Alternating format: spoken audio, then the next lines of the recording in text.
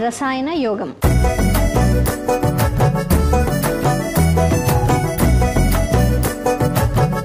మరి ముందుగా దానికి కావాల్సిన పదార్థాలు ఏంటో తెలుసుకుందాం. రసాయన యోగం తయారు చేసుకోవడానికి కావాల్సిన పదార్థాలు అర్జున బెరడు చూర్ణం, పాలు, పటిక బెల్లం, నెయ్యి. కావాల్సిన పదార్థాలు చూసేసాం కదా, ఎలా తయారు చేసుకోవాలి ఏంటి వివరాలన్నీ చూసేద్దాం. సో మ్యామ్, సో మనం రసాయన యోగం అనుకున్నాం కాబట్టి మనం ఈరోజు పాలు తీసుకుంటున్నాము. సో ఒక గ్లాస్ పాలు మనం చక్కగా మరిగించుకోవాలన్నమాట. సో ముందుగా స్టవ్ వెలిగించేసేసి మనం గిన్నెలో ఒక గ్లాస్ పాలను మనం వేసేసుకుంటాం. ఓకే, అంతేనా? నీళ్ళేం పోయక్కర్లేదా? ఇంకా ఏమవుతూ. సో రసాయన యోగం అంటే మనకి బలాన్ని కలిగించేదన్నమాట. సో ఎవరైనా కానీ తీసుకోవచ్చు. ఇది మన చిన్నపిల్లల నుంచి మనం యూజువల్గా బలంగా ఉండడానికి హార్లిక్స్, బోర్న్విటా ఇట్లా వేరియస్ మిల్క్ ప్రొడక్ట్స్ అన్నీ కూడా వాడుతూ ఉంటాం కదా.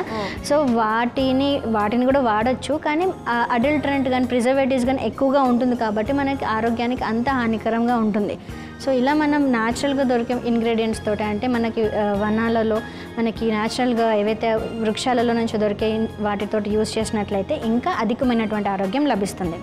సో అందుకనే ఇప్పుడు మనం పాలను తీసుకున్నాం. ఒక గ్లాస్ పాలు మంచిగా చిన్నపిల్లల కోసం అంటారా? అందరికీ మనకి రోగ నిరోధక శక్తి పెరిగి మన వ్యాధులు మన దరిదాపుల్లోకి రాకుండా ఉండాలంటే ఇట్లాంటిది ఒకటి తాగాలన్నమాట రోజు. ఓకే, సో మరుగుతున్నాయి మేము పాలు. సో దీనిలో మనం ఏం చేద్దామంటే ఒక కప్పు పటిక బెల్లం వేసేద్దామా? పటిక బెల్లం.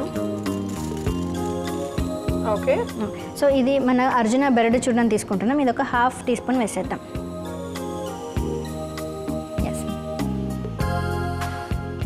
సో ఇప్పుడు మనం ఏం చేద్దామంటే మనం వేసినటువంటి పటిక బెల్లం చక్కగా కరిగిపోయి పాలల్లో మొత్తం మిక్స్ అయిపోయి, అలానే అర్జున బెరడు చూర్ణం కూడా చక్కగా దానిలో మిక్స్ అయిపోయేంత వరకు కూడా మనం మరిగిద్దాం.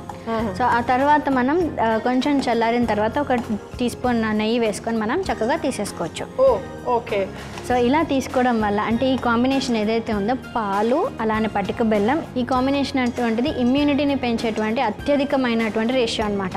సో అందుకనే మనకు జనరల్గా పంచామృతం అనేటువంటి తీసుకున్నా కూడా మనకి దానిలో ఉన్నటువంటి సిమిలర్ ప్రాపర్టీసే ఉంటాయి అనమాట. అందుకని అవి మన ప్రీబయోటిక్ కెపాసిటీ కానీ అంటే మన స్టమక్ ఇంటెస్టైన్లో వచ్చేటువంటి గుడ్ బ్యాక్టీరియా ఏదైతే ఉందో అది డెవలప్ చేస్తున్నాయి. అంటే ఒక శరీరం నార్మల్గా మంచిగా ఫంక్షన్ చేయడానికి ఏవైతే అవసరమైనటువంటి బ్యాక్టీరియా కానివ్వండి, ఎనర్జీ కానీ కావాలో అవన్నీ కూడా మనకి ఈ రెసిపీ తయారు చేపిస్తుంది అనమాట. సో ఇంటర్నల్గా అవన్నీ కూడా డెవలప్ అయిపోతాయి. అందుకనే చిన్నప్పటి నుంచి కూడా రోజు ఒక 1/2 గ్లాస్ అన్న కానీ తాగించినట్లయితే వాళ్ళకి రోగ నిరోధక శక్తి పెరుగుతుంది. అట్లానే శరీరంలో ఉన్నటువంటి ప్రతి ఒక్క కణం అంటే ప్రతి ఒక్క సెల్ కూడా ఆరోగ్యంగా పుష్టికరంగా ఉంటుంది. సో ఇది ఇప్పుడు ఆపేసేయచ్చు. ఓకే, ఇలా తయారు చేసేసుకున్నాం కదా. మనకి పటిక బెల్లం కరిగిపోయి అలాగే ఆ చూర్ణం కూడా మంచిగా దీంట్లో పాలల్లో కలిసిపోయింది. ఇప్పుడు వడపోసుకోక్కర్లేదు అనుకుంటా కదా, సేమ్ అదే గ్లాస్లో నేను వేసేసుకుందాము. సో రోజు ఇంత సైజ్ గ్లాస్ పాలు తాగినా కానీ మనకు ఎంత బలం వస్తుంది కదా. సో ఆ పాలల్లో మనం ఇప్పుడు చూపించిన ఇంగ్రీడియంట్స్ అన్నీ మనం సరైన మోతాదులో ఇచ్చినట్లయితే మనకి కావాల్సినటువంటి ఎనర్జీ అంతా కూడా లభిస్తుంది అనమాట. అండ్ ముఖ్యంగా మనం ఇక్కడ అర్జున బెరడు చూర్ణం వాడాం కదా. ఈ అర్జున బెరడు చూర్ణం అనేటువంటిది 2 ప్రాపర్టీస్ ఉంటాయి. ముఖ్యంగా అర్జున అంటే గుండెకి సంబంధించినటువంటి ఆరోగ్యానికి సంపూర్ణమైనటువంటి ఔషధం ఒకటి ఉందంటే అది అర్జున చెట్టు. సో అర్జునాలో ఉన్నటువంటి అన్ని ప్రాపర్టీస్ మనకి గుండెకి ఎంతో హితకరంగా ఉంటాయి. అలానే అది ఉదర్ద ప్రశమన అని కూడా చెప్తారనమాట ఆయుర్వేద శాస్త్రంలో. అంటే ఏదైతే అబ్డామినల్ పెయిన్ కానివ్వండి, మజిల్ రిలాక్సెంట్గా కూడా పనిచేస్తుంది. సో వయసు పైబడిన వాళ్ళు ఖచ్చితంగా రోజు ఇలాంటి ఔషధం అంటే ఇప్పుడు మనం చేసినటువంటి ఈ సంజీవని లాంటి ఔషధం రోజు ఇంత గ్లాస్ చొప్పున తాగినట్లయితే వాళ్ళకి ఎటువంటి వ్యాధులు దరిదాపుల్లోకి రావు. ఒకవేళ దీర్ఘమైనటువంటి వ్యాధులతో బాధపడుతున్నప్పటికీ కూడా తొందరగా ఉపశమనం కలిగేటువంటి అవకాశం ఉంటుంది. ఓకే, సో ఇప్పుడు నెయ్యి కూడా కలపాలి. అది కొంచెం చల్లారిన తర్వాత కలుపుదామని ఆగాం. సో ఇప్పుడు మనం ఏం చేద్దామంటే 1 టీ స్పూన్ నెయ్యి తీసుకొని చక్కగా దీనిలో కలిపేద్దాం.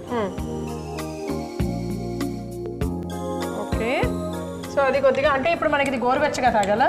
గోరువెచ్చగా తాగాలి. అయితేనే దీని యొక్క ప్రాపర్టీస్ అధికంగా రోజు తీసుకుంటే రోజు రాత్రి పడుకునేటప్పుడు ఇంత గ్లాస్ తాగినట్లయితే మనకి అత్యధికమైనటువంటి రోగనిరోధక శక్తి వస్తుంది. సో రోజు తాగాలి. చిన్నపిల్లలు ఒకవేళ ఇంత గ్లాస్ తాగకపోయినా కనీసం దీనిలో 1/2 అయినా తాగడానికి ప్రయత్నించాలి. సో మహిళలు అయితే ఖచ్చితంగా తీసుకోవాలి, ఎందుకంటే దీనిలో మనకి కాల్షియం కూడా లభిస్తుంది. పాలను ఎక్కువగా వాడుకున్నాం కాబట్టి. అండ్ మనకి రాత్రిపూట తీసుకుంటాం కాబట్టి మార్నింగ్ లేచి యాసిడిటీ ప్రాబ్లం కోసం అనేకమైనటువంటి యాంటాసిడ్స్ కూడా వేసుకొని అవసరం లేదు. సో పటిక బెల్లం మనకి అధికమైనటువంటి హీట్ని తగ్గించేసేసి యాసిడిటీని కూడా తగ్గిస్తుంది.